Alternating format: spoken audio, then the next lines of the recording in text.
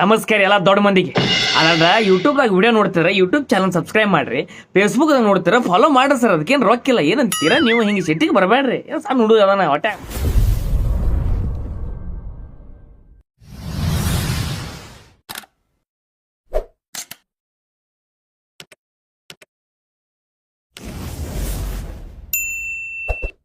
ಯಾರನ್ನು ನೋಯಿಸಬೇಡ, ಮೋಸವ ಮಾಡಲು ಬೇಡ.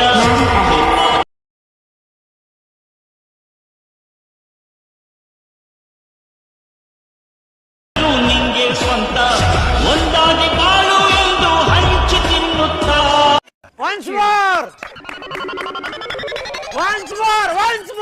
ಯಾರನ್ನು ನೋಯಿಸಬೇಡ, ಮೋಸವ ಮಾಡಲು ಬೇಡ.